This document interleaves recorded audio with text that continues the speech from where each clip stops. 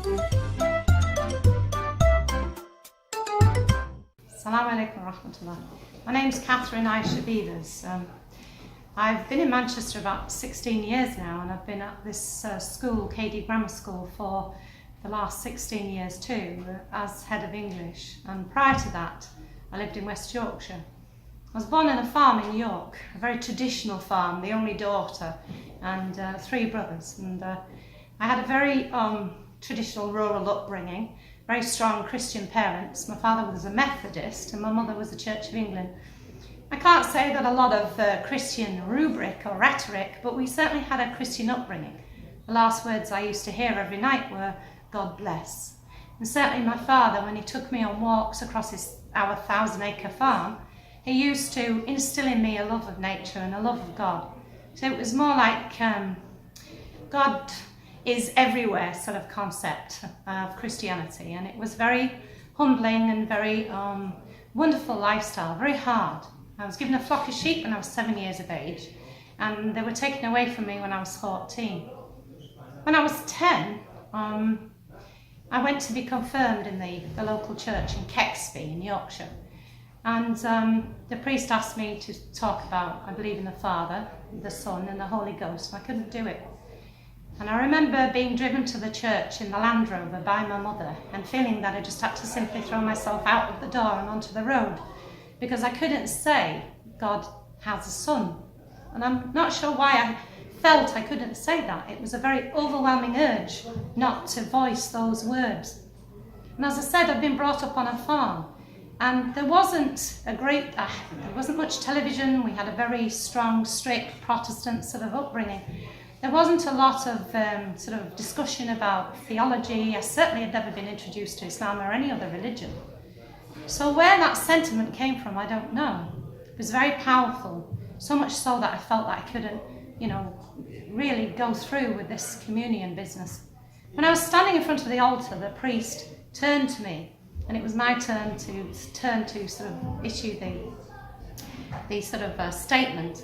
And I put my hands behind my back with Kingses, and I put it behind my back, and I said, I believe in the Father, the Son and the Holy Ghost. And I looked behind me at the window, the stained glass window, and I believed 100% sure that window was going to smash into 1,000 pieces, and a bolt of lightning was going to come through that window and strike me dead. The priest looked at me quizzically, my family looked at me discerningly, and I uttered the words in the most sort of ambivalent manner that I could, and nothing happened. I was very relieved.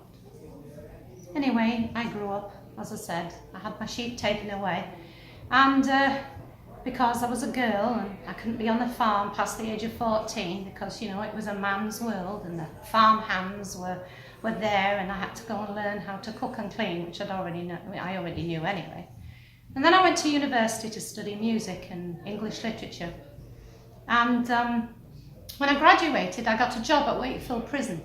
And there was an inmate there, an Indian inmate. He was a special inmate. He used to have special privileges. He had a black band around his arm, and he used to come and give the teachers, I was one of them, a cup of tea and 2 digestive biscuits. He always said he gave me 2 instead of 1 because I was nice.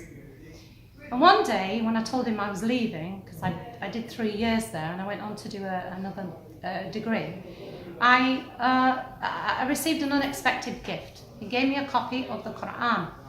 And he said to me, you've been kind to all of us here, you've not judged us, and we want to give you a gift.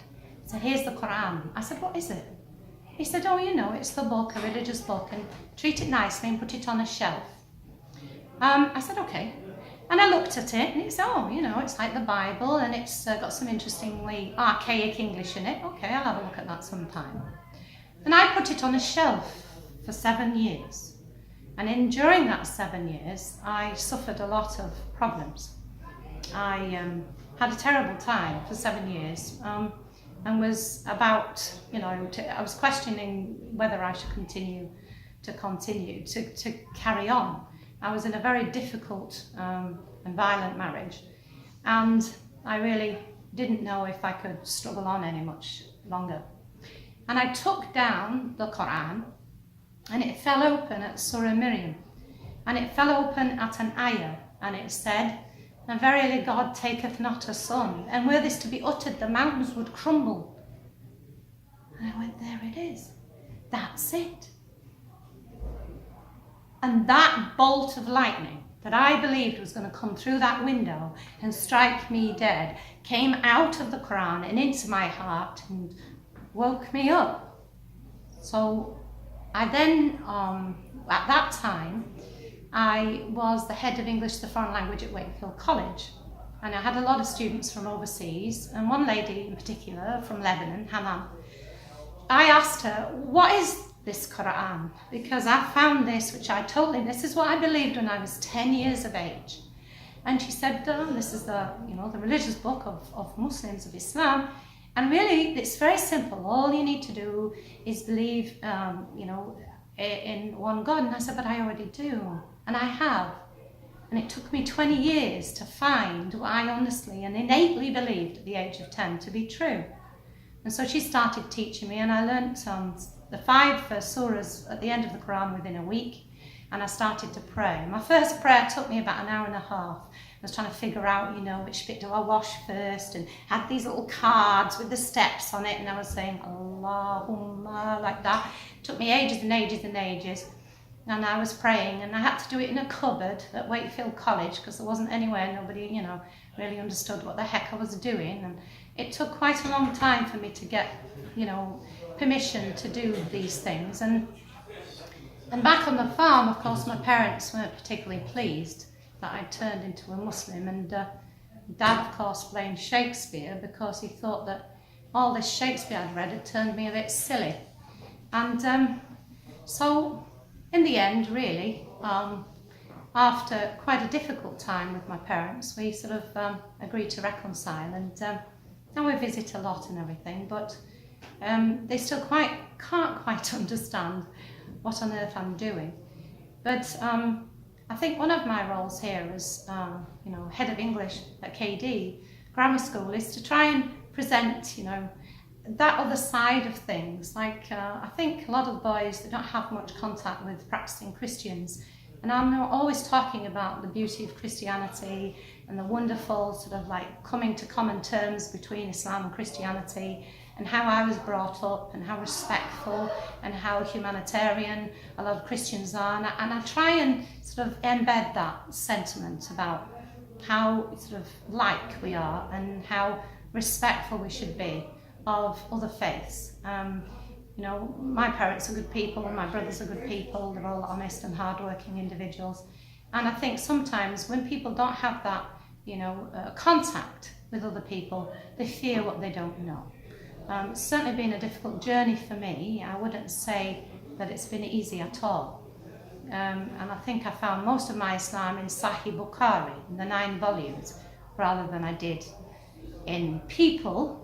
But, alhamdulillah, I've continued and I'm strong, and this is my 25th Ramadan. So we really hope you enjoyed that.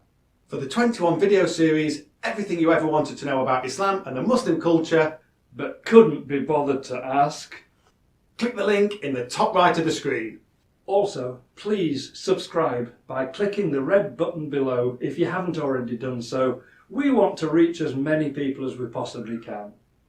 Thank you once again for your support, and we'll see you in the next video.